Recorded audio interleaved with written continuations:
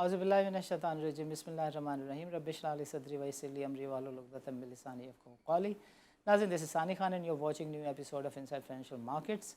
नाज़रीन, पिछले हफ्ते और उससे पिछले हफ्ते हमने डिस्कस किया कि पाकिस्तान के जो माशी मसाइल हैं वो किसी हद तक नज़र आ रहा है कि एक टेम्परेरी काइंड ऑफ रिलीफ है, चीज़ें थोड़ी सी बेहतर हो रही हैं जस्ट बिकॉज कि आर्मी ने जो है वो एक ऑपरेशन किया है फॉरेक्स के ऊपर और बाकी जो कमोडिटीज़ हैं उसकी स्मगलिंग के ऊपर थोड़ा सा जो है वो कंट्रोल किया है और अब ऐसा नज़र आता है कि चीज़ें टेम्परेरीली कुछ बेहतर हो रही हैं। अगले माह जो है वो IMF का रिव्यू है, व्हेन वी से रिव्यू, तो जो अगली किस्त मिल रही है 70 करोड़ डॉलर की, उसके ऊपर IMF ने एक कॉल लेनी है, डिसीजन लेना है। और जो पाकिस्तान की वज़ीर ख़ज़ाना हैं वो कहती हैं कि पाकिस्तान के कर्ज़ों को उतारने के लिए वो स्टॉक चेंज का इस्तेमाल करेंगी। सो इन सारी बातों को हम डिस्कस करेंगे नुमान के साथ। Numan happens to be an analyst of the market, economist. ये अक्सर हमारे प्रोग्राम में लॉन्ग टर्म सॉल्यूशंस के ऊपर बात करते हैं और अब चूँकि सिचुएशन ऐसी है कि आज हम अफोर्ड कर सकते हैं कि सॉल्यूशन, प्रोग्रेस, डेवलपमेंट के ऊपर राय ले सकें नुमान से। Numan, welcome to the show. अस्सलाम वालेकुम। अस्सलाम रहमतुल्लाह, thank you. Numan brother, over to you. How do you look at this situation? और ये जो ट्रैक्शन दिख रही है, डॉलर की बातें 242 रुपये की हो रही हैं, पेट्रोल गो के थोड़ा सा नीचे आके दोबारा से बाउंस बैक हो रहा है। How do you look at present situation, the management of economy, और ये जो टीम जिस तरह से काम कर रही है, चीज़ें कितनी सस्टेनेबल दिखती है आपको? बिस्मिल्लाहिर्रहमानिर्रहीम। देखिए, सस्टेनेबिलिटी पाकिस्तान का सबसे बड़ा इशू रहा है। आप जानते हैं कि अभी आपने IMF के हवाले से भी जो बात की कि IMF की एक किस्त या दूसरी किस्त, हमारा एक प्रोग्राम या दूसरा प्रोग्राम, तो इसी तरह हम एड हॉक मेजर्स लेते लेते आज 22वें प्रोग्राम पे पहुंच गए हैं, जिसमें से बेशतर प्रोग्राम तो हमने कंप्लीट ही नहीं किए। और हमेशा हमेशा ये फ़िक्र होती है कि अगले साल या 6 महीने बाद क्या होने वाला है। प्रॉब्लम ये है कि हमारे पास IMF से जान छुड़ाना भी एक पॉलिटिकल स्लोगन बन के रह गया है कि हम IMF का कशकोल तोड़ देंगे। लेकिन IMF का कशकोल तोड़ने के लिए जिन इक़दामात की ज़रूरत है, जो कि 3 से 5 साल पर मबनी होते हैं, मुहित होते हैं, उनको करने के लिए कोई तैयार नहीं है। क्योंकि उसके लिए आपको बड़ी प्लानिंग भी चाहिए, स्ट्रक्चरल रिफॉर्म्स भी चाहिए, इम्प्लीमेंटेशन के लिए भी आपको बड़ा ज़बरदस्त मैकेनिज़्म चाहिए। मैं आपको इसकी एक मिसाल दूंगा before we go on to your sustainability सवाल के ऊपर, कि सऊदी अरेबिया ने जब अपना विजन 2030 अनाउंस किया, तो उसके साथ ही साथ उन्होंने अपना एक ऐसा डिपार्टमेंट क्रिएट किया जिसका सिर्फ़ और सिर्फ मकसद ये था कि विजन 2030 में जो हर शोबे के सालाना अहदाफ, एनुअल टारगेट्स मुतय्यन किए गए हैं, उसकी प्रोग्रेस को ट्रैक करे कि क्या ये टारगेट्स जो है वो एनुअल बेसिस पे पूरे हो भी रहे हैं कि नहीं पूरे हो रहे। यानी कि इम्प्लीमेंटेशन पे बड़ा जोर दिया गया था। आप जानते हैं हमारे पास, आप एग्रीकल्चर सेक्टर देख लें, इंडस्ट्रियल देख लें, कोई भी सेक्टर देख लें, किताबों पे किताबें, रिपोर्ट्स पे रिपोर्ट्स, प्लान पे प्लान पड़े हुए, लेकिन उसका इम्प्लीमेंटेशन का कोई मैकेनिज़्म नहीं है। मैं समझता हूँ कि ये इन्वेस्टमेंट के हवाले से भी हमारे पास यही हो रहा था कि आप ये देखें कि हमारे पास, हमने कई मरतबा डिस्कस किया कि हमारी जो बोर्ड ऑफ इन्वेस्टमेंट है, या उतना जो है हम उसको जो दीगर इदारे हैं, हम एक सिस्टमेटिक बेसिस पे कभी भी पाकिस्तान में फ़ॉरेन इन्वेस्टमेंट को मोबिलाइज़ नहीं कर सके। इसी वजह से जो कंपेरेबल इकॉनमीज़ है, जिनकी साइज़ पाकिस्तान या आबादी पाकिस्तान जितनी है, पाकिस्तान में उसकी जो एक फ्रैक्शन भी जो है ना भी इन्वेस्टमेंट नहीं आती। हालांकि पाकिस्तान में इन्वेस्टमेंट ना आने की कोई वजह नहीं है। पाकिस्तान में ठीक एक पॉलिटिकल इंस्टेबिलिटी का मसला है, जो ही मामला है, लेकिन जो कंपेरेबल इकॉनमीज़ हैं वो यकीनन उनके अंदर इन्वेस्टमेंट का एक सिलसिला जारी होता है। उसकी वजह क्या है कि हमारे पास कभी भी कोई लॉन्ग टर्म फ्रेमवर्क नहीं रहा, सस्टेनेबिलिटी नहीं रही, इकनॉमिक आउटलुक नहीं रहा कि किस तरीके से हम इन्वेस्टर को एक 3 से 5 साल का आउटलुक देंगे। फॉरेन डायरेक्ट इन्वेस्टमेंट जब भी कोई बंदा करता है ना, तो वो स्टॉक मार्केट के इन्वेस्टमेंट की तरह नहीं होता। वो बंदा कम से कम 5 साल देखता है कि 5 साल में इस कंट्री के हालात क्या होंगे। अच्छा, हमारा इन्वेस्टमेंट का भी यही मसला रहा, हमारे पास लोन्स का भी यही मसला रहा, मल्टीलेटरल्स को भी यही चैलेंज है कि भाई आपके पास, मिसाल के तौर पर देखें ना, पिछले 5 सालों में कुछ 10-11 तो हमारे फाइनेंस मिनिस्टर चेंज हुए हैं। तो यकीनन IMF के हर रिव्यू के वक्त एक नया फाइनेंस मिनिस्टर होता है और हर वक्त जो है वो उसका अपना पॉलिसी फ्रेमवर्क होता है, अपनी एक पर्सनैलिटी होती है। तो आप ये खुद बताएं कि अगर इतनी फ्रीक्वेंटली हमारी लीडरशिप चेंजेस होंगी तो कैसे एक आप लॉन्ग टर्म व्यू देंगे। मैं ये समझता हूँ कि अभी जो इकदाम किए गए हैं SIFC की तरफ से या बाकी मामलात में, इसमें सस्टेनेबिलिटी ज़रूरी है। सस्टेनेबिलिटी से मेरी मुराद है कि पॉलिसी फ्रेमवर्क के अंदर, और इसी की आई थिंक कोशिश भी की जा रही है कि जो हमारे स्ट्रेटेजिक पार्टनर्स हैं, जिन कंट्रीज़ के साथ हम काम करते हैं, उनको एक लॉन्ग टर्म, एक एटलीस्ट मीडियम, लॉन्ग तो नहीं कहूँगा, मीडियम टर्म व्यू दिया जाए। SIFC से पहले मैं चाहूँगा कि थोड़ा सा इस बात को आप कंटिन्यू करें कि ये जो बात हम और आप बार बार डिस्कस करते थे कि जो डिफ़ॉल्ट की बातें हैं ये हमेशा के लिए कहीं नहीं जा रही। अब तो इस तरह का सिनेरियो है कि गॉड फॉरबिड विद और without IMF we are talking about default. तो आपको लगता है कि वो वाला केस अब ख़त्म हो गया है, डिफ़ॉल्ट के जो थ्रेट्स हैं वो बिल्कुल ही ख़त्म हो गए? देखिए डिफ़ॉल्ट तो एक आखिरी जो पॉइंट होता है ना कि कंट्री जो है डिफ़ॉल्ट किस सूरत में होता है, पहले हमें ये समझना होगा। राइट, डिफ़ॉल्ट उस सूरत में होता है कि भाई एक कंट्री है जिसकी फाइनेंशियल सिचुएशन टाइट है, कुछ कर्जे इसके ड्यू हो गए हैं और वो ना अपने पैसे देने की पोजीशन में है, राइट, ना उसको मज़ीद कोई रोल ओवर मिल रहा है, ना कोई फ्रेश लोन मिल रहा है। ये एक बहुत ही एक्सट्रीम किस्म की सिचुएशन होती है किसी भी मुल्क के लिए या इवन किसी कंपनी के लिए भी। उमूमी तौर पर ये होता है कि जब अपनी लिक्विडिटी मैनेजमेंट, ट्रेजरी मैनेजमेंट की जाती है तो बहुत सारे बॉन्ड्स को, बहुत सारे इंस्ट्रूमेंट्स को जो है वो रोल ओवर किया जाता है। मैं समझता हूँ कि ग्लोबल फाइनेंशियल कम्युनिटी इस बात को अच्छे तरीके से समझती है कि पाकिस्तान के जो माली हालात हैं, हम इमीडिएटली तो अपने 20, 25, 50 बिलियन डॉलर के जो भी कर्जे हमारे ड्यू हो रहे हैं अगले साल 2 साल के अंदर, फौरी तौर पर तो उसको हम रीपे करने की पोजीशन में नहीं आएंगे, हमारे पास फाइनेंशियल इश्यूज़ हैं।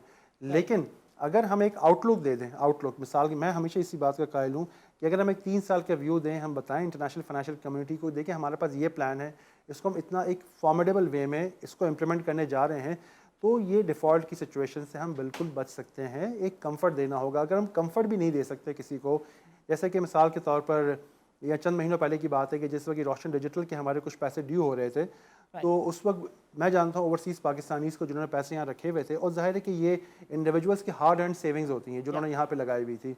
मैं ऐसे भी लोगों को जानता हूँ जिन्होंने शायद कुछ लोकल मार्केट से वहाँ से बोरो करके पैसे यहाँ रखे हुए थे, क्योंकि डॉलर टर्म में पाकिस्तान में इंटरेस्ट रेट काफ़ी अच्छा मिल रहा था। वो हॉट मनी थी या जो भी थी वो अलग चीज़ है, लेकिन एटलीस्ट रीपेमेंट का जब वक्त आया तो उस वक्त उनके बड़े कंसर्न्स थे कि भाई क्या हमें अपने पैसे वापस मिलेंगे भी कि नहीं मिलेंगे। तो कहने का मकसद ये है कि दुनिया का कोई, अभी आपने देखा मिसाल के अमेरिका के अंदर जो 2-3 बैंक जो आज से कुछ महीनों पहले डिफ़ॉल्ट हुए, जो आपका सिलिकॉन वैली बैंक वगैरह था, वो बैंक ठीक चल रहे थे, लेकिन एक र्यूमर फैली और लोगों ने अपने पैसे वहाँ से निकालना शुरू कर दिए। नतीजतन क्या हो गया कि वो बैंक बैठ गए। तो देखें, अगर तो किसी मुल्क या किसी कंपनी के ऊपर क्रेडिटर्स का रश हो जाए कि बस हमारे पैसे वापस करो, तो वो तो दुनिया का कोई भी इदारा जो है सस्टेन नहीं कर सकता। इसी सारी जो गेम है ना, मैं ये समझता हूँ वो मसला, डिफ़ॉल्ट का मसला ये है कि आपने एक अच्छा आउटलुक देना है ग्लोबल कम्युनिटी को कि politically now Pakistan is an stable country, हमारे सारे इदारे मिलके काम कर रहे हैं, there is no in fighting among the us.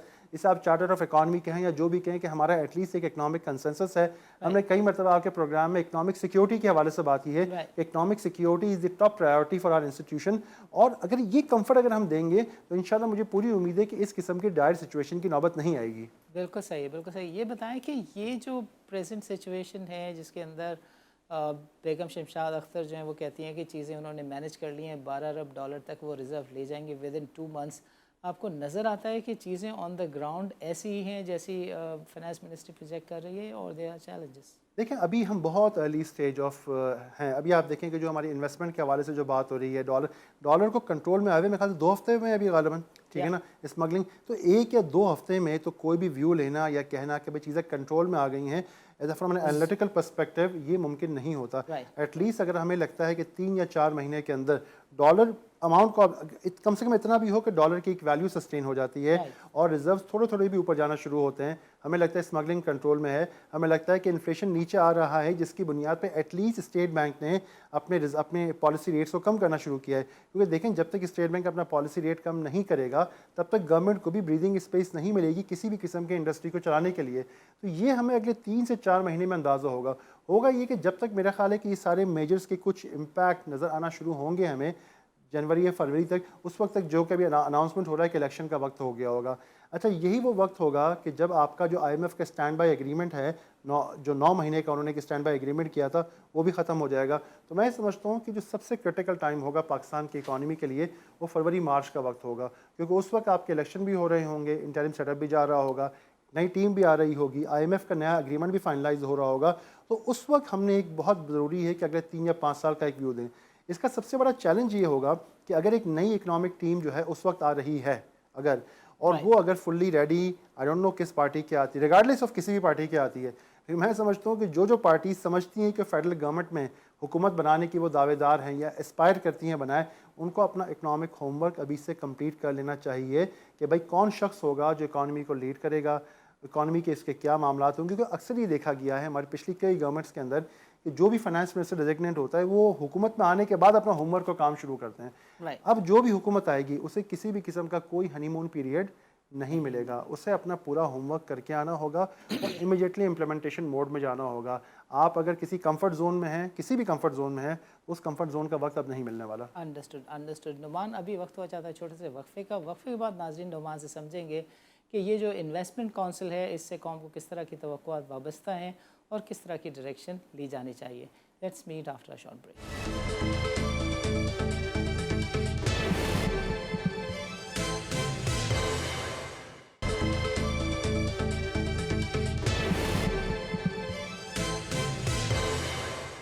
Welcome back ناظرین.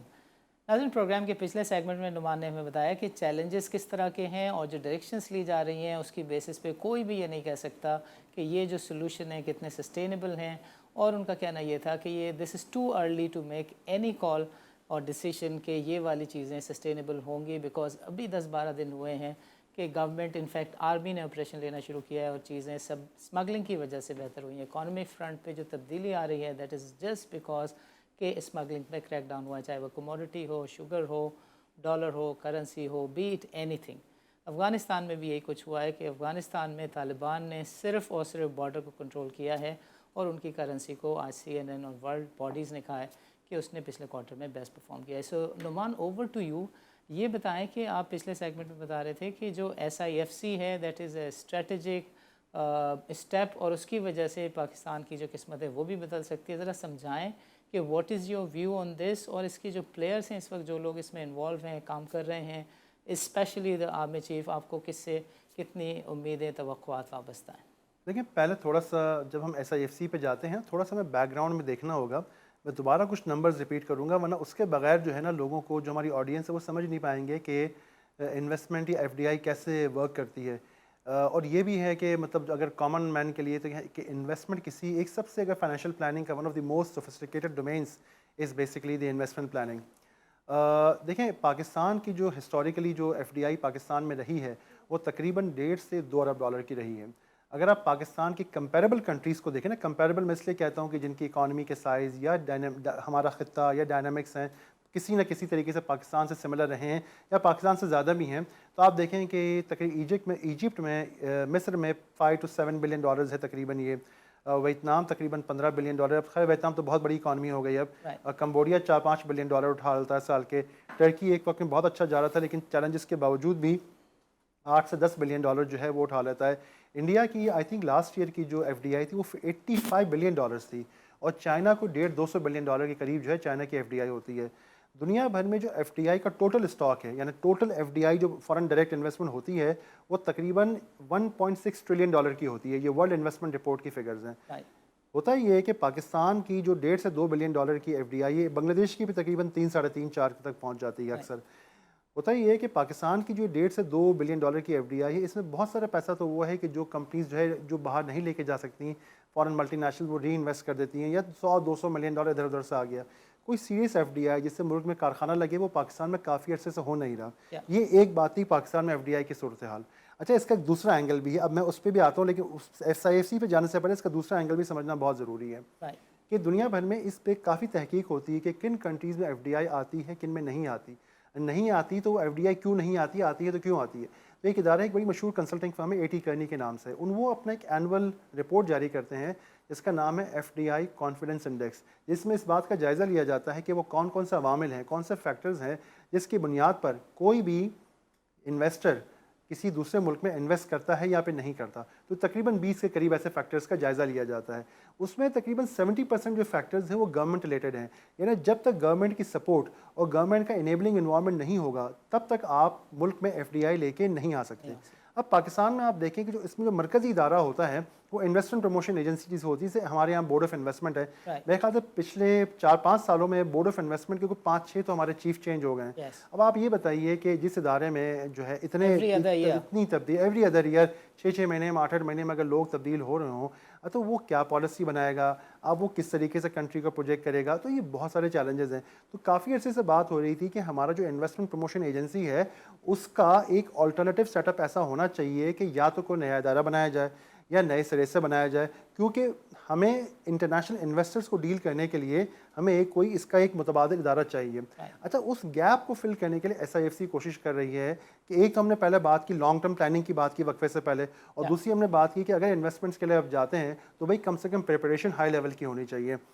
بات یہ ہے کہ ایس آئی ایف سی کس وقت یہ کر رہی ہے کہ ایک تو یہ اپنے اسٹریٹجک کانٹیکٹس، اور بالکل چونکہ آرمی لیڈ ہے، آرمی سیولین دونوں ہے، لیکن آرمی کا بڑا اہم رول ہے، وہ اپنے اسٹریٹجک کانٹیکٹس کے بیس پہ یہ ایشورنس دے رہے ہیں انٹرنیشنل انویسٹرس کو کہ اگر آپ پاکستان میں آتے ہیں تو ہماری ایشورنس ہے اس بات کی کہ آپ کو جوڈیشل سسٹم میں یا باقی معاملات میں یا ایڈمنسٹریٹولی کسی قسم کے پرابلم کا ایٹ لیسٹ سامنا نہیں کرنا پڑے گا، یا ہم اس کو حت المقدور ریزالو کرنے کی کوشش کریں گے۔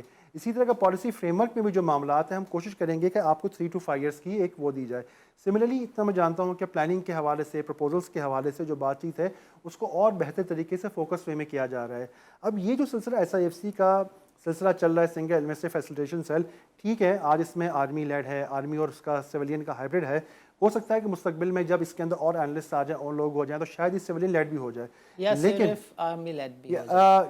امپورٹنٹ چیز اس کے اندر یہ ہے کہ پاکستان کو لازماً ضرورت ہے ایک ایسے ادارے کی جو فورن انویسٹمنٹ کو صحیح طریقے سے مینیج کر سکے، کنٹینیوس بیسس پہ کر سکے، کیونکہ ہمارے ملک میں فورن انویسٹمنٹ نہ آنے کی بنیادی وجہ یہ ہے کہ ہمارے پاس سرکاری سطح پہ کوئی ایسا میکینزم موجود نہیں رہا جو کہ صحیح معنوں میں انسٹیٹیوشنلی ایف ڈی آئی کو لے کے آ سکے۔ تو میں یہ سمجھتا ہوں کہ ایس آئی ایف سی ہو، ایس آئی ایف سی سے لنکڈ کوئی ادارہ ہو، یا کوئی بھی اس قسم کا ادارہ ہو جو بنیادی طور پر اس مقصد کو پورا کر سکے، اس گیپ کو فل کر سکے، جو انویسٹرس کو پروفیشنلی ڈیل بھی کر سکے، ان کو یہ لانگ ٹرم ایشورنس بھی دے سکے کہ کس طریقے سے آپ نے پاکستان میں انویسٹمنٹ کرنا ہے، آپ کو وہ جو ہے کسی نہ کسی حد تک پلاننگ میکینزم میں بھی اپنا کوئی رول پلے کر سکے، ورنہ اس کے بغیر پاکستان میں ایف ڈی آئی نہیں آنی۔ اور اگر پاکستان میں ایف ڈی آئی نہیں آتی تو صرف ڈالر گیپ کا مسئلہ نہیں ہے، ہم انڈسٹری میں بہت پیچھے رہ جائیں گے، ہم کیونکہ ہم ٹیکنالوجی میں آلریڈی بہت پیچھے ہیں، تو ہمارے پاس اگر ہم نے لیپ فارورڈ کرنا ہے تو اس کا ایک ہی طریقہ ہے کہ ایسی ایف ڈی آئی ہے جس میں پیسے بھی آئیں اور نالج کیپٹل بھی ٹرانسفر ہو۔ دیکھیں ابھی تو ہم کرنٹ اکاؤنٹ ڈیفیسٹ کو ہی رو رہے ہوتے ہیں، ہمارے پاس ایک normal execution of the system اور آپریشنس نہیں ہے۔ Government is kind of halted when I M F اور other institutions stop their hands. تو یہ جو ایسٹ ہم نے ایس آئی ایف سی میں ڈالے ہیں، اسٹیٹ اونڈ انسٹیٹیوشنز ڈالے ہیں، آر وی سیئنگ کہ یہ سعودی عرب اور یو اے ای اور جو باقی فرینڈلی کنٹریز ہیں وہ ان ایسٹ میں انٹرسٹ دکھا دیں گے، لے لیں گے، یا پھر یہ بہت دور کی بات ہے؟ دیکھیں میں دور کی سے نہیں کہوں گا کہ پاکستان کے جو ایسٹس ہیں، مثال کے طور پر اگر آپ ایئر لائن کی بات کریں، پی آئی اے کی آپ بات کرتے ہیں، آپ جانتے ہیں کہ اس وقت سعودی عربیہ کو لے لیں کہ وہ اپنا آپ کو ایک گلوبل لاجسٹک ہب کے طور پر جو ہے نا بنا رہے ہیں، اپنے آپ کو ڈیولپ کر رہے ہیں۔ سعودی ایئر لائن کو کافی ایکسپینڈ کر رہے ہیں، ابھی ریاض ایئر کے نام سے جو ہے اپنی نئی ایئر لائن بھی لے کے آئے ہیں، ایک دو اور پرائیویٹ سیکٹر کی ایئر لائنس بھی وہاں پہ آئی ہیں، تو ایک بہت کمپٹیشن ہے۔ Middle East has a state of the art basically airline sector. اچھا مڈل ایسٹ کے بعد اگر فار ایسٹ میں دیکھا جائے تو پاکستان ایک بڑی زبردست لوکیشن ہے کہ وہ کنٹریز یا وہ ایئر لائنس جنہوں نے کہ ایک انٹرم اگر کوئی پریزنس چاہیے ہو کسی کنٹری کے اندر تو پاکستان کو بیس استعمال کیا جا سکتا ہے۔ تو میں یہ سمجھتا ہوں کہ ابھی آپ نے چونکہ مثال کی بات کی کہ یس، چاہے قطر ہو، چاہے یو اے ای ہو، چاہے سعودیہ ہو، from an airline investment perspective, اب وہ ایئر لائن کی میں سے ایئر لائن ایویشن سیکٹر کے انویسٹمنٹ کے پوائنٹ آف ویو سے دیکھتا ہوں، کیا وہ پی آئی اے کو خریدتے ہیں، وہ ہماری کسی پرائیویٹ ایئر لائن میں انویسٹ کرتے ہیں، یا پھر وہ پاکستان میں کوئی اور ایویشن سیکٹر میں انویسٹمنٹ کرتے ہیں۔ لیکن from an aviation sector investment perspective Pakistan definitely is a very attractive destination. ہمارے پاس کیپٹیو بزنس بہت بڑا ہے، آپ جانتے ہیں حج عمرہ کا بزنس ہمارے پاس بہت بڑا ہے، ویسے بھی بے شمار ٹریول ہوتا ہے۔ یہ تو چونکہ ہماری لوکل ایئر لائنز اتنی اچھی نہیں تھیں، لیکن اب ایک بہت بڑا ایڈوانٹیج جو پاکستان کے اندر ہوا ہے کہ ہماری 3-4 پرائیویٹ سیکٹر ایئر لائنز آئی ہیں اور وہ کافی اچھا کام کر رہی ہیں، کافی اچھا آپریٹ کر رہی ہیں، ہم بھی اس کو ٹریول کرتے ہیں، ہم نے دنیا میں اور بھی کہیں بہت بے شمار ٹریول کیا ہے تو ہم اسے کمپیئر بھی کر سکتے ہیں۔ تو دیکھیں نا، یہ بات کو پروف کرتی ہے کہ پاکستانیز کا مسئلہ نہیں ہے، ہم پاکستانی جو پرائیویٹ سیکٹر کی ایئر لائنز ہے یہ پاکستانی چلا رہے ہیں نا، اور بہترین طریقے سے چلا رہے ہیں، تو ہم کیوں پی آئی اے کو صحیح نہیں چلا سکتے؟ تو میں سمجھتا ہوں کہ انٹرسٹ رہے گا۔ ہندوستان بھی تو لگا ہوا ہے، آدھے گھنٹے کی فلائٹ ہے، کراچی بامبے ایک ساتھ ہے۔ سو ابھی آپ دیکھیں کہ انڈیا اور یو اے ای پانی کی پائپ لائن ڈال رہا ہے اور روڈ بچھا رہا ہے، وہ کہہ رہا ہے کہ آپ کشمیر میں جو ہم نے آدھا دے دیا اس کا پانی انڈیا کو جائے گا تھرو پائپ لائن، اور انڈینس بس میں جایا کریں گے U A E. So when you look at this region is changing, India is getting momentum and control. یہ جو سی پیک اور یہ جو ریجنل روٹس کی باتیں ہو رہی ہیں، اس میں پاکستان اس وقت آپ کو کہاں کھڑا ہوا دکھ رہا ہے؟ لیکن میں ہی سمجھتا ہوں کہ پاکستان کو ہر 10-15 سال بعد ایک جو ہے نا غیبی مدد کے طور پر ایک اپارچونیٹی سامنے آتی ہے اور وہ ہم ضائع کر دیتے ہیں۔ مجھے ایسا محسوس ہوتا ہے کہ پاکستان کو ایک اور اپارچونیٹی ملی ہے، اور اس کی وجہ بھی آپ کو بتاتا ہوں جو میری رائے میں کیا ہے۔ وہ یہ ہے کہ جیسے ہی انڈیا نے اور سعودی اور یہ نے مڈل ایسٹ کے ساتھ مل کے ایک کوریڈور کا اناؤنسمنٹ کیا جو انڈیا سے مڈل ایسٹ سے ہوتا ہوا اور یورپ اور نارتھ امریکہ تک جائے گا، تو اس کے امیجیٹلی بعد ٹرکی کی طرف سے ایک اناؤنسمنٹ آیا کہ ایسا کوئی بھی کوریڈور ہمارے لیے ایکسیپٹیبل نہیں ہے جو ٹرکی کو بائی پاس کرے. تو ٹرکی نے ایک اور کوریڈور کا اناؤنسمنٹ کیا جس میں عراق کو انہوں نے شامل کیا, کیونکہ بصرہ کے صدرن عراق میں جو بصرہ پورٹ ہے وہاں سے وہ ایک کوریڈور کریٹ کرنا چاہ رہے ہیں جو مڈل ایسٹ اور ترکی سے ہوتا ہوا یورپ میں جائے. اچھا آپ دیکھیں کہ یہ اگر جو کوریڈور کی پالیٹکس ہے اس میں سب سے جو میچور پروجیکٹ ہے آج کی تاریخ میں وہ بی آر آئی ہے, کیونکہ بی آر آئی کا جو پروجیکٹ ہے وہ 10 سال پہلے انوزاج ہوا تھا. اس کے مختلف لیگز ہیں, اس کا ایک بہت امپورٹنٹ لیگ ہے جو سی پیک ہے, چائنا پاکستان اکنامک کوریڈور ہے. اس میں تمام طرح چیلنجز اور مشکلات اور ڈس ایگریمنٹس کے باوجود بھی کافی کام ہو چکا ہے, ایٹ لیسٹ ایک میچور اسٹیج پر ہے. باقی سارے اکنامک کوریڈور ابھی تھیوریٹیکل یا کنسیپچول اسٹیج کے اوپر ہیں. میں سمجھتا ہوں کہ آنے والے دنوں میں اگر کوریڈورس کی اکنامک کوریڈورس کی جو رائیولری بڑھے گی, اس میں اگر پاکستان, ترکی, سعودی عربیہ اور چائنا کے ساتھ کوئی الحاق ہو جاتا ہے تو پاکستان کے پاس ایک گولڈن اپارچونٹی ونس اگین آئے گی کہ پاکستان اپنے آپ کو اپنی اسٹریٹجک پوزیشن کی وجہ سے اور سی پیک میں ہم نے جو بھی کچھ کام کیا اس کی وجہ سے ہم اس next generation of economic corridor میں اپنے آپ کو سینٹرلی پوزیشن کر سکیں. تو پاکستان کے پاس یس ایک بہت اچھی اپارچونٹی ہے, آ سکتی ہے, اور اب یہ ہمارے اوپر ہے کہ ہم اس کو اپارچونٹی کو کتنے اچھے طریقے سے استعمال کرتے ہیں. بٹ یو سی انڈیا اور پاکستان کے علاوہ باقی سب, یعنی انڈیا اور چائنا کے علاوہ باقی سب انڈیا کے ساتھ کھڑے ہو گئے. آپ کو آئسولیشن نہیں نظر آ رہی؟ دیکھیں آئسولیشن سے میں زیادہ کہوں گا کہ پاکستان کی جو انٹرنل پولیٹیکل پرابلمز ہیں اس کی وجہ سے ان لوگوں نے شاید ایک ویو لیا ہے بہت سارے کنٹریز نے کہ لیٹ سی, تو میں آئسولیشن کے بجائے کہوں گا ایک لیٹ سی اپروچ ہے کہ دیکھتے ہیں کہ پاکستان میں آنے والے دنوں میں سیاسی منظرنامہ کیا تبدیل ہوتا ہے. تو اسی لیے اٹ آل ڈپینڈس, نہ میں یہ کہہ رہا ہوں کہ بہت اچھا ہو جائے گا نہ بہت برا ہو جائے گا, ساری چیز اس بات پہ ڈیپینڈ کرتی ہے کہ کس طریقے سے ٹرانزیشن الیکشنز کیسے ہوتے ہیں, ٹرانزیشن آف پاور کیسے ہوتا ہے, کیسی اکنامک ٹیم اسپیشلی جو ہے وہ میدان میں اترتی ہے یا اتاری جاتی ہے, سارا کچھ اس پر ڈیپینڈ کرتا ہے. اگر ہم اپنے کارڈ اچھے طریقے سے کھیلتے ہیں تو کوئی ریزن نہیں ہے کہ پاکستان اگلے 5 سال میں بہت بڑی حد تک انویسٹمنٹ اور بہت سارے معاملات کو اٹریکٹ کر سکتا ہے, پیسے بھی آ سکتے ہیں, ریمیٹنسز بھی بڑھ سکتی ہیں. دیکھیں میں آپ کو ایک اور بھی اینگل کے کروں گا, ہمارے یہاں لوگ ریمیٹنسز کی جب بات کرتے ہیں نا تو ریمیٹنسز میں کیا ہوتا ہے کہ جو فورن ریمیٹنس پاکستان میں آتی ہے وہ 3 مد میں آتی ہے. ایک تو آپ کے فیملی ایکسپنسز کے لیے لوگ بھیجتے ہیں, دوسری آپ کے چیریٹی کے لیے پیسہ آتا ہے, لوگ زکوٰۃ بھی یہیں دیتے ہیں, اور تیسری انویسٹمنٹ کے لیے آتی ہے. اس وقت آپ جانتے ہیں کہ اسپیشلی وہ پاکستانی جو گلف کنٹریز میں ہیں جن کے پاس ایک ہی پاسپورٹ ہے, تو وہ ظاہر ہے کہ پاکستان پیسے جیسے پیسے جمع ہوتے ہیں پاکستان میں ایک پلاٹ خرید کے رکھ لیتے ہیں. اس وقت اوورسیز پاکستانیز کے پاس بہت کیپٹل جمع ہے, وہ پاکستان میں انویسٹ بھی کرنا چاہ رہے ہیں, لیکن وہ بھی ویٹ اینڈ سی موڈ میں ہے کہ یہ اونٹ کس کروٹ بیٹھتا ہے. کیونکہ جن لوگوں نے 100 روپے پیسے لگائے تھے ڈالر میں پیسے کما کے, ڈالر ویسے 300 کا ہو گیا, تو جو ویلتھ تھی ان کی 1/3 ہو گئی, تو people are not happy.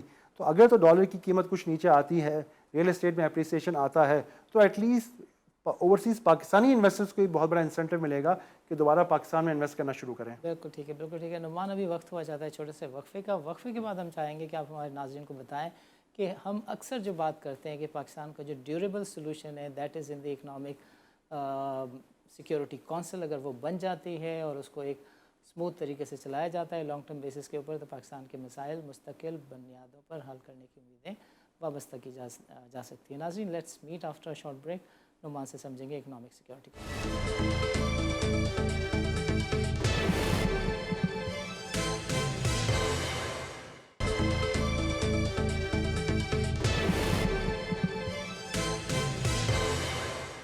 Welcome back. ناظرین پروگرام کے پچھلے سیگمنٹ میں نعمان نے ہمیں بتایا کہ جو پاکستان کے مسائل کا لانگ ٹرم حل ہے وہ کسی نہ کسی ایسی فیوچرسٹک پلاننگ میں ہے کہ جس کو سسٹین کیا جا سکے.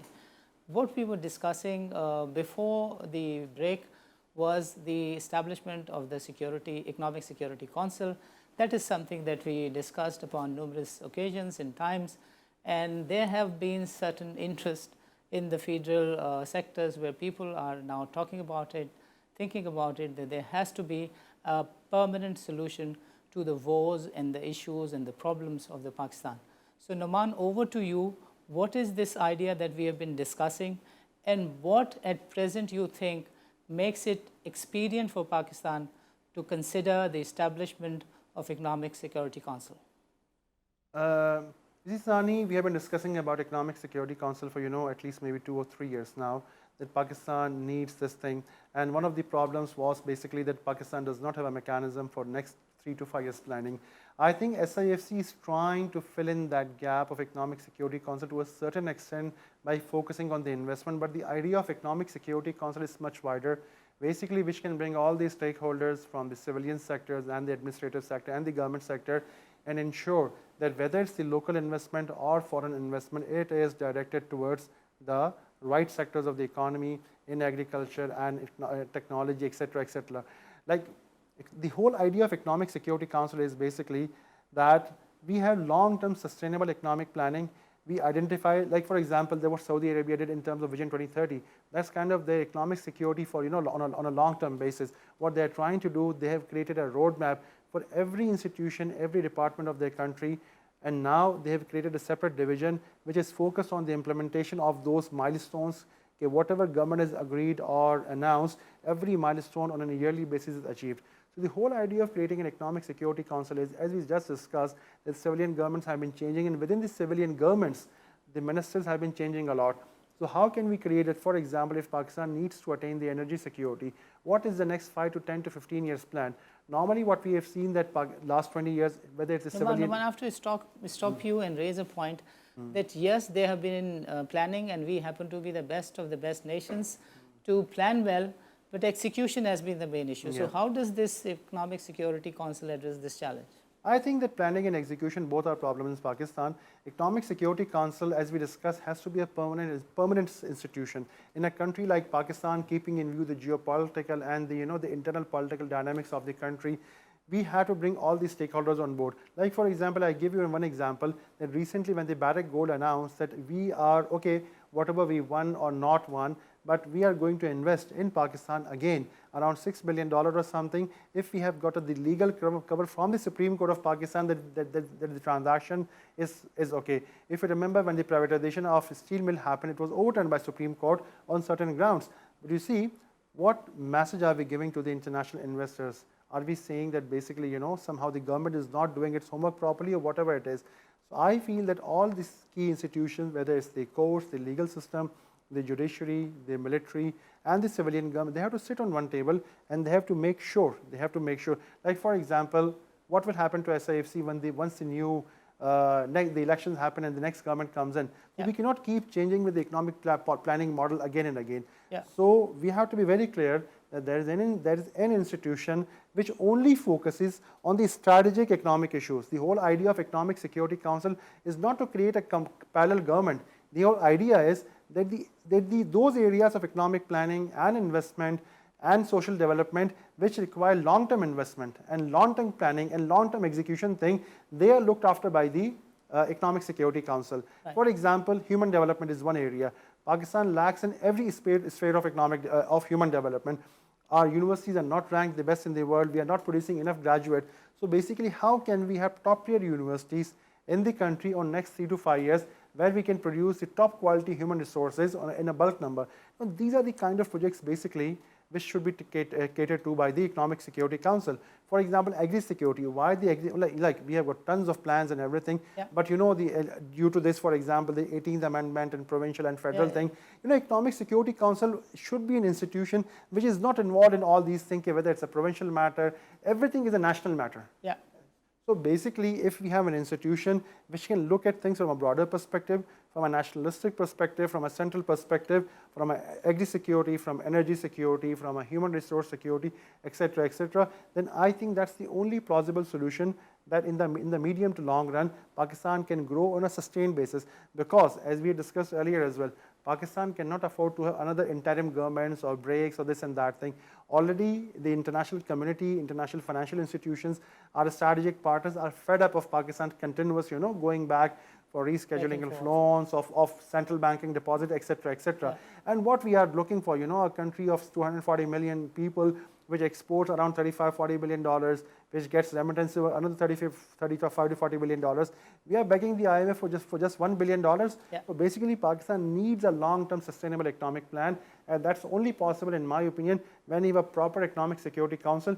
And I personally feel that even SIFC can be part of the Economic Security Council, so that at least from an investment perspective, we have a sustainable mechanism. समझ में आती है बात नमा जो आप कह रहे हैं, और ये बिल्कुल उसी तरह की बात है जिस तरह आपने पिछले डिस्कशन में पॉइंट आउट किया था कि देखें एपेक्स कमेटी भी जो है जब बनी तो लॉ एंड ऑर्डर की सिचुएशन कहाँ थी और आज आप लॉ एंड ऑर्डर की सिचुएशन को कंपेयर कर सकते हैं कि उसमें एक सस्टेनेबिलिटी है. लॉ एंड ऑर्डर की सिचुएशन जितनी इम्प्रूव हो गई अब डिटीरिएट नहीं होती because there is a permanent body called apex committees, provincial apex committees, federal apex committees, और ये कमेटीज़ मेक श्योर करती हैं एक स्ट्रक्चर में रहते हुए गवर्नर के साथ, वज़ीर आला के साथ सूबाई हुकूमत के लेवल पर, और फेडरेशन में प्राइम मिनिस्टर के साथ जो है वो चीफ ऑफ आर्मी स्टाफ बैठते हैं और वो देखते हैं कि किस तरह के अमन अमान के मसाइल हैं. So similarly you right, economic security council can be constituted, but how would you deal with the political cult जो कि हमेशा मेक श्योर करते हैं कि कोई ना कोई रोड़ा अटक जाए और सीधी डायरेक्शन में चीज़ें आगे नहीं बढ़ें. यू थिंक कि इसका कोई सोल्यूशन पॉलिटिकल है या इसको वैसे ही इन्फोर्स करना होगा जिस तरह जाने से 2 दिन पहले SIFC को जाती हुई हुकूमत से बनवाया गया? देखिए, मेरा ख़्याल है कि इसमें ऑन बोर्डिंग तो बहुत ज़रूरी है. अगर आप पॉलिटिकल गवर्नमेंट को एक्सक्लूड तो आप कर नहीं सकते. ये बात होता है पॉलिटिकल गवर्नमेंट ना आना ही है. अगर आप कहें कि पॉलिटिकल गवर्नमेंट को एक्सक्लूड करके आप इकोनॉमिक सिक्योरिटी काउंसिल बना लेंगे तो फिर वो एक सिंबॉलिक काउंसिल तो बन जाएगी, लेकिन उसमें काम कुछ भी नहीं होना. अगर आपने एक इफेक्टिव इदारा बनाना है, इफेक्टिव इदारा, और जिसका काम हो प्रोजेक्ट मैनेजमेंट के, बेसिकली वो उन प्रोजेक्ट्स को जो नेशनल इंपॉर्टेंस के हैं उसको आइडेंटिफाई करे, उसको मैनेज करे, उसको देखे, तो in that case basically stake holders को अब वो डंडे के थ्रू या जिस भी तरह ऑन बोर्डिंग, कौन लोग होंगे फिर? देखिए, इसके अंदर मैं समझता हूँ इसके अंदर 4 हमारे पास पाकिस्तान में 4 बड़े स्टेक होल्डर्स हैं. आर्मी है, जुडिशरी है, आपकी ब्यूरोक्रेसी है और पॉलिटिकल गवर्नमेंट है. इन चारों को आपने एक जगह बिठा के मेक श्योर करना होगा कि भाई ये डिसीजन मेकिंग प्रॉपर तरीके से हो और ये चीज़ें एग्जीक्यूट हों. जुडिशरी का लीगल कवर होना बहुत ज़रूरी है. एटलीस्ट वो सही वक्त पे रिव्यू कर लें, प्री जुडिशरी का जो एडवाइजरी होता है वो रिव्यू कर लें कि चीज़ें सही नहज पर जा रही हैं कि नहीं. अगर कोई चीज़ कानून और आइन के ख़िलाफ़ है तो फौरी तौर पर उसको, उस ट्रांजैक्शन को, उसको होने से पहले जो है उसको करेक्ट किया जा सके. तो मैं समझता हूँ कि जुडिशरी का रिव्यू बहुत ज़रूरी है. इसी तरह अगर आप कोई और इंटरनल चेक्स एंड बैलेंसेस रखना चाहते हैं, अगर आप इवन नैब से भी कोई चीज़ रिव्यू कराना चाहते हैं तो आप पहले ही करा लें ताकि एक अंदाज़ा हो जाए कि बेसिकली इसमें कोई ऐसा लूप होल नहीं है कि बाद में जाके जो प्रॉब्लम होगा. तो मैं समझता हूँ कि इकनॉमिक सिक्योरिटी काउंसिल को मल्टी स्टेक होल्डर होना होगा और इसके अंदर यकीनन जो है पाकिस्तान के जो डायनामिक्स हैं. Numan, I have to stop you and ask a question. Bajwa साहब ने एक काउंसिल बनाई थी which was economic development council, वो उनके साथ ही गायब हो गई. So if general Asim Munir takes a step, ऐसा नहीं हो कि जब वो जाएं तो ये भी उसी की तरह. देखिए, मैं ऑन बोर्डिंग का बार बार क्यों कह रहा हूँ, अगर आप यूनिलेटरल डिसीजन लेंगे तो बाद में इस बात का ख़तरा मौजूद रहेगा कि ये चले जाए. इकोनॉमिक सिक्योरिटी काउंसिल जो है वो सिक्योर, उसका मकसद ये नहीं है कि एक आर्मी लेड इदारा हो. It has to be a multi stake holder institution, और वो सिर्फ कंसल्टेटिव बॉडी ना हो. ये एक बहुत इंपॉर्टेंट पार्ट है. ये एक प्रोजेक्ट मैनेजमेंट बॉडी होनी चाहिए. But the economic development council has got lost because of Bajwa has gone, और बिकॉज के पॉलिटिकल गवर्नमेंट तो इतनी ताकतवर नहीं होती. आई थिंक आर्मी की ओनरशिप उसमें नहीं है. लेकिन मैं तो वो नज़र नहीं आता. लेकिन मैं तो ये समझता हूँ कि इकोनॉमिक डेवलपमेंट काउंसिल जब बनी तो तब से लेकर आज तक पाकिस्तान का पूरा सियासी निज़ाम जो है ना वो उथल पुथल ऊपर नीचे हो गई हैं सारी चीज़ें. तो उसमें तो बहुत सारी चीज़ें गायब हो गई जो हम देखते नहीं हैं. तो कहने का मकसद ये है कि इस वक्त ये कहना तो बहुत मुश्किल है कि वो क्यों चला गया. लेकिन मैं ये समझता हूँ कि अगर फ्यूचर में हमने कोई ऐसे इकदाम करने हैं, चीज़ों को सस्टेनेबल बेसिस पे हमने चलाना है, तो हमें जो है जो भी इदारा बनाएंगे इसमें स्टेक होल्डर्स की ऑनबोर्डिंग ज़रूरी है. उसमें आर्मी का भी रोल होगा, जुडिशरी का भी रोल होगा, उसमें ब्यूरोक्रेसी और आपने जो है पॉलिटिकल गवर्नमेंट को भी ऑन बोर्ड करना होगा. उनके भी सीधा रिप्रेजेंटेटिव्स को लेना होगा जो इस बात पे फैसला कर सकें, मेक श्योर कर सकें कि ये मामला जो है, ये काम जो है वो आगे जाके ठीक तरीके से पाए तकमील तक पहुंच सके. और उसके अंदर ऐसे प्रोजेक्ट्स, सिर्फ वो प्रोजेक्ट्स होने चाहिए कि जो कि नेशनल इंपॉर्टेंस के हों, कि जिसके बगैर पाकिस्तान का सर्वाइवल नामुमकिन है. वो उसका ज़ाहिर एक क्राइटेरिया बनाया जा सकता है, सब कुछ किया जा सकता है. मैं इसलिए बार बार कह रहा हूँ कि पैरेलल गवर्नमेंट नहीं है. इकोनॉमिक सिक्योरिटी का काउंसिल का मकसद ये होता है कि वो प्रोजेक्ट्स जो कि पाकिस्तान की सर्वाइवल के लिए इंतहाई इंपॉर्टेंट हैं, चाहे वो एग्री सिक्योरिटी से मुतालिक हो या एनर्जी सिक्योरिटी से मुतालिक हो, उसकी कंप्लीशन को इंश्योर किया जा सके. Right, understood. नुमान, आपका प्रोग्राम के लिए वक्त निकालने का बहुत बहुत शुक्रिया. नाज़रीन, आज के प्रोग्राम में शरीक गुफ्तगू रहे नुमान. ही happens to be an analyst and an economist. अक्सर हम इसके साथ तफसील से बातचीत करते हैं और सॉल्यूशंस के ऊपर बातचीत किया करते हैं. आज के प्रोग्राम में इन्होंने जो पाकिस्तान की मईशत को दरपेश मसाइल हैं उनके ऊपर रोशनी डाली, और उन्होंने ये भी बताया कि ये जो उम्मीद हैं, तवक्कुआत हैं कि कोई भी चीज़ जो इस वक्त ये गवर्नमेंट कर रही है वो सस्टेनेबल है. ये इस तरह की तवक्कुआत और उम्मीदें रखना मुनासिब नहीं है, because this is a very short term phenomena कि चीज़ें एकदम बेहतर होती हैं, उससे ज़्यादा ख़राब होते हुए भी हमें नज़र आई है. पास के अंदर डॉलर हमने देखा कि 40 रुपए कम होके 70 रुपए बढ़ा भी है. यही नवाज़ शरीफ जो अपनी गवर्नमेंट को मतलून करते थे, अपनी ही गवर्नमेंट को, कि डॉलर को 222 पे ले जाने का बाजवा से मुआहदा हुआ था। डॉलर हमने देखा 300 रुपये का हो गया, और मिफ्ता इस्माइल दोबारा बाहर और दोबारा से इन भी 2-3 दफ़ा हुए। So this is very very common in Pakistan, in Pakistani system. आखिर में नुमान ने तफसील के साथ जिस चीज़ को रिपीट किया, बातचीत की, that was about the establishment of the economic security council. ये इन्हीं का आइडिया है, और हमने अपने प्रोग्राम से ही टाइम एंड अगेन बात की है। पिंडी चैम्बर, इस्लामाबाद चैम्बर के लोगों ने इसको सराहा भी है, और इससे मुराद ये है कि पाकिस्तान के वो चीदा मसाइल जिनके ऊपर हमने डे फर्स्ट पे एजेंडे के तौर पे बताया था कि कैपेसिटी चार्जेस सबसे बड़ा महंगाई का सबब है, पाकिस्तान में जो डॉलराइजेशन है उसका लॉन्ग टर्म सोल्यूशन क्या है, पाकिस्तान के जो स्टेट ओन इंस्टीट्यूशंस हैं उसकी प्राइवेटाइजेशन को बार बार जो चीज़ें रोकती हैं उसका जो लॉन्ग टर्म सोल्यूशन है वो क्या है, और चौथी चीज़ जो नुमान ने प्रोग्राम में हाईलाइट की थी पिछले, that was about the human development. ये 4 चीज़ें ऐसी हैं कि जिसके ऊपर अच्छी से अच्छी प्लानिंग करके अगले 10 साल का रोड मैप दिया जा सकता है, और गवर्नमेंट के 4 departments including the government and the army and the bureaucracy and the other institutions, उनको साथ मिलाकर मेक श्योर किया जा सकता है कि कोई भी डिसीशन जो किसी एसेट को बेचने से मुतालिक या कोई भी स्ट्रेटेजिक फ़ैसला किया जा रहा है उसके ऊपर कोर्ट की बाइन हो, और उसकी एग्जीक्यूशन को कोई ब्यूरोक्रेसी, कोई इंडिविजुअल अपने मफाद के तहत रोक ना सके। This was all that Numan kept on highlighting time and again, and this time we are highlighting this fact once again कि अगर पाकिस्तान को लॉन्ग टर्म सोल्यूशन की तरफ गामजन करना है और पाकिस्तान की तरक्की को मुस्तकिल बुनियादों पर यकीनी बनाना है तो इकनॉमिक सिक्योरिटी काउंसिल को बनाना होगा। नाज़रीन, इस तरह की बातचीत का सिलसिला अगले प्रोग्राम में भी जारी रखेंगे। इजाज़त दीजिए, अल्लाह हाफ़िज़।